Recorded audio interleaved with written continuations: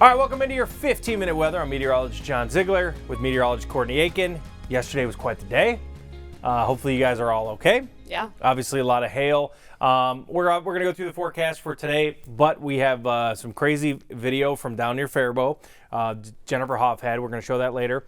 And we will talk about some incredible hail reports and even tornadoes that happened yesterday southeast of the metro. Yep, sounds good.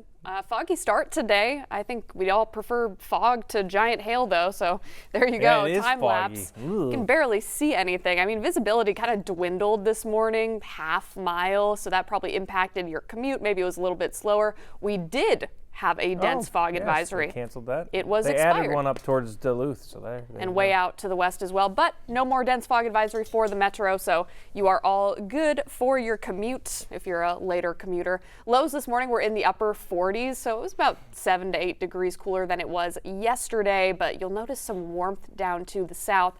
And we'll talk about in a little bit, a couple minutes, that those folks actually may see additional storms today. But for the Twin Cities and everybody up in northern Minnesota, we're in the clear for today.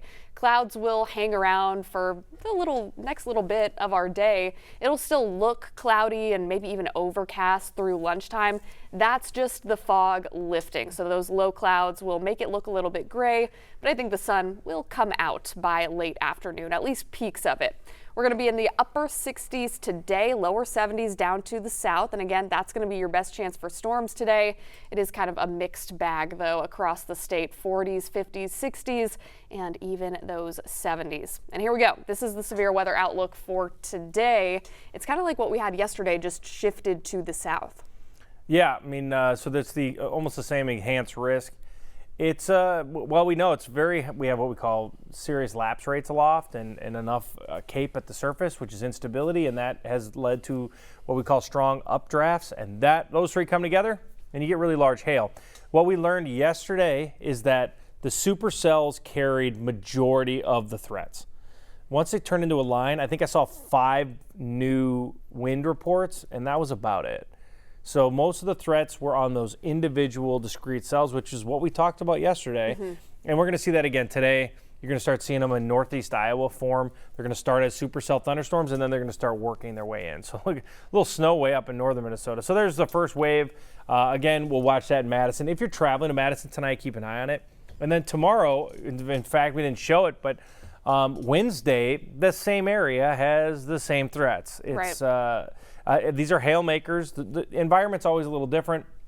When you're dealing with more of a stationary boundary, you can get tornadoes. We saw some EF1, EF2 rope tornadoes yesterday. I haven't seen a wedge tornado. I don't think the environment's that conductive. I don't know the word. Conducive. Yeah, 2 tornadoes today and yesterday and today, but still enough. When you have supercells like we had yesterday, any interaction with the boundary, you can get tornadoes. Yeah, so today, quiet day for us. You can see all that action stays well to the south, and it'll be an active day for those folks. We're going to talk a little bit about a radar rewind and what went down yesterday here in a little bit. Well, because you can see these, what we did is we put the radar back, and I'm going to actually go to the computer and I'm going to freeze this thing, and maybe we can zoom around a little bit across the area. So, I mean, I don't know if this computer's available. Maybe it's not. Oh, is it not? No, I don't know. I'm blanking. Hold on. Is that on Max 1? Sorry. Oh, it might be our computer. Okay, here we go. We're going to just do this quick. I hope I'm not screwing up CC. So we're back at 3 o'clock. So this was the storm that we are eventually going to talk about here. Let me take off lightning. So this was that storm, and this is what we call a supercell thunderstorm. This was the original one that did and caused most of the hail. So this right here is actually a hail core. You see the pink, that part right here, we're going to go back to it. This is a hail core right here. So this is the part of the storm that's a hail. Now, not everybody's getting this hail. Now, you typically, on the backside is where we watch these storms. You're looking for some type of in-cut for inflow, and then you usually get an outflow on the backside of these.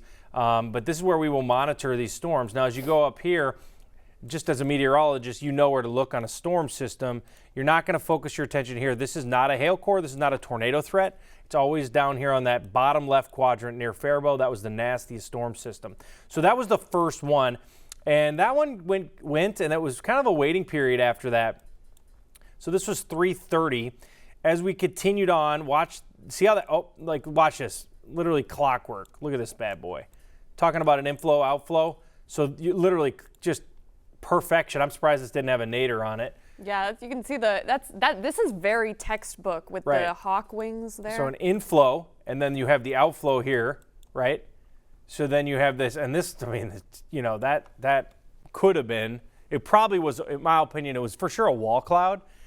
But that is textbook, right? So explaining this would be the tornado threat or the wall cloud developing off of it. The inflow, you can see the outflow, and then this part right here, that is your hail core. So all three of them come together in one. So a lot of people think there's a hailstorm. A lot of times in this environment, it was both tornado and hail. It was, this did not produce a tornado. It produced a tornado warning for a while as this one ran into Red Wing. And then you look at that first storm, it congealed. So what I see here is this is the dissipating thunderstorm now. So I just like examining these things. So you can see that storm system now at 5 o'clock. See how the inflow is there's this stuff out in front of it? That's not, now you know that the storm is collapsing on itself. Because you need that environment out ahead of the inflow to be pure. It'd be kind of like a vacuum. You're vacuuming, and now you put a sock in the way of the vacuum. It's not going to have this. It's going to get clogged, right? It's going to get clogged up by the actual sock. So when I'm analyzing this, you see this. Also, you can see some storm developing on the backside. That just shows that the storm system is crumbling a little bit. So you go back to the purity of this thing. Here, an absolute beauty right here, right? Beauty. I mean, I'm shocked that doesn't have a tornado on it. It's quintessential, nasty, what was a supercell, just perfect supercell. Didn't produce a tornado as far as I'm concerned. I know it produced a couple of wall clouds and funnel clouds, but then the focus went here and the boundaries started showing up. And this is what ignited, that first one really ignited them, and here they go. So usually when you're watching storm systems, you're looking for the most discrete cells. I was watching this yesterday. You could see this one right here. This right here, that thing's going, right? And then you start seeing this one. This one's got a good environment. Now, which storms are we going to be watching mainly? I can go over here now, or maybe, yeah, here we go. So that this one's going to have a better chance of becoming a supercell because the environment around it, I always think of it as a vacuum, is more, you're untouched. This one is going to be clogged by that one. Think about the sock mentality. I'm sorry to get rid of the arrow. But again, and then you could see, what do you notice? Amboy. There was an Amboy tornado from that guy right there. So this is what develops at 5 o'clock. Now, when you're at the start of this, it doesn't look too bad, but it doesn't take long. So 5:20, by 5:35, the thing is completely exploded. And now here you go. That's the nastiest storm. You also have this one here. I mean, look at this perfection on some of these, right? This looks like Oklahoma. A little bit, it does. An absolute crazy. So you have this one here. That's a clear hook. At this point, now there you go. I mean, all supercells. See how these are a little bit too close. St. Peter had a nice hail core. That's a hail core there in the pink. You could see the one near Janesville, Madison Lake. Again, supercells, yes. This one is just standalone, right? This one's a standalone supercell. It makes sense that that's the one that went. So we can examine this. This was the tornado that we had in Amboy. Again, back to the same setup. You have the inflow, not seeing a full outflow boundary on it yet. You're watching this tail right here to find the tornado. There are other things we can examine at the time, but I'm just going back in time to show you what we look for. Now let's continue on with this. As we continue on, it was a tornadic right here. It was a tornado warning from Pleasant Mound to Amboy, and then it fell apart. Why do you think it fell apart? Well, it congealed.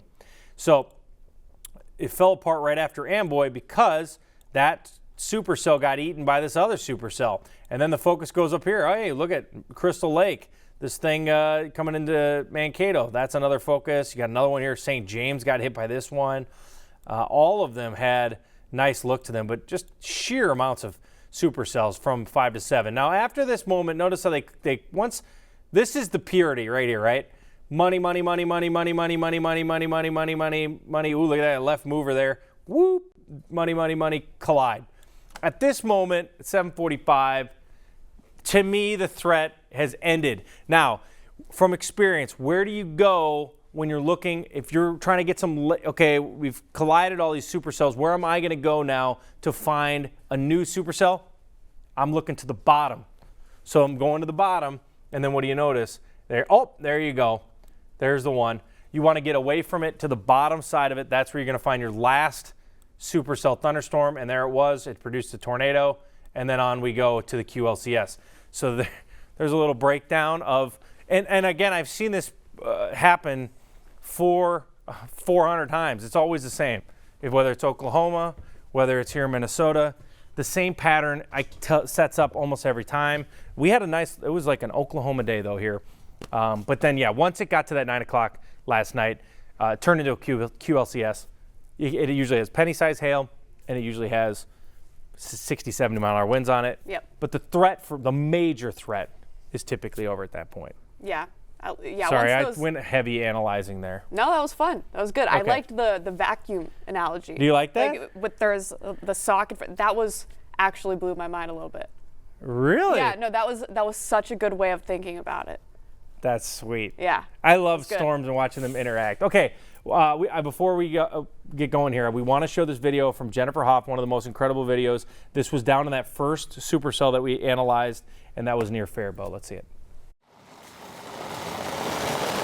The storm came fast and furious, covering the ground in Denison. Watch the line very carefully, but it came very quick. Causing damage, though, in Cannon City, where Tammy Bauer has lived for years. It was so loud you couldn't tell what was happening outside. Hail so thick, it first looked like snow. Well, you can see all the holes in the grass. Some of it so big, it even broke Bauer's windows. I'm guessing at least a softball size. Pelted her pool, tore bark off the trees, and dented siding. Anything plastic on our farm is wrecked. Anything steel, which is the majority of my farm, is dented. So much water, it even washed away part of her driveway, scouring, too, the field nearby. Bauer reminded still all that is replaceable. Assessed my animals, which are all safe and sound, and my family who's safe and sound. A severe storm to start the season. No doubt leaving a mark on many. I've never heard hail like that before. In Rice County, Jennifer Hoff, KARE 11 News. Well, and you might think with now that we've had severe weather, winter is over. Not the case. We have the chance. It looked like winter right there. It looked like winter with all the hail on the ground. We do have the chance for a winter mix on Saturday morning. So not quite out of the woods. You can get all the seasons in 1 week. But you just saw some of that hail. I wanted to show the map of those storm reports. It was really quite impressive. We can get back over to the maps. We showed you that rewind of the radar. But look at this. Just within that red box, 165 storm reports. Obviously, there were more than that outside of the box, but that's just kind of our main viewing area. And if you look close at the icons, most of them are hail. I'd say a good 150 of those are hail. Probably, yeah. These storms really fed off of all of that cape, all of that energy down in southern Minnesota, and we got a lot of those really strong updrafts, and that leads to really big hailstones. And so a lot of you might be on the phone with insurance today. I don't know, but we did see a few tornadoes. They'll find you. Do they really? I went through this. This is the first time I've ever gone through this last year. I hate is that why you got a new roof? I had to steal story time. But Go ahead. Sorry, If you minute must. 30. No, so we got hit by tennis ball size hail last year. Okay. In my neighborhood. I was videotaping. I'm like, oh, there's baseballs flying from the sky. That's not good. Okay. The next day, I've never seen more people walking my street. I would say 150 to 200 people knocked on my door. Is it a scam? Well, they're roofers. The salesman people come in. Oh, so it's not a scam. Well, some of them are. You have to determine which ones you're going to use and which ones you aren't. This would be a good segment, honestly. It's chaos. Honestly, go down and we should take a video of probably Faribault. Go down to downtown Faribault or wherever the people are. There's going to be thousands of people down there from all across Illinois. I used a local person, but there's Illinois, Florida people will come in. I mean, this is an epic hailstorm, right? Yeah. Like probably the biggest one that we've seen all year in the country. Easily. One of. Yeah. So they're going to flock.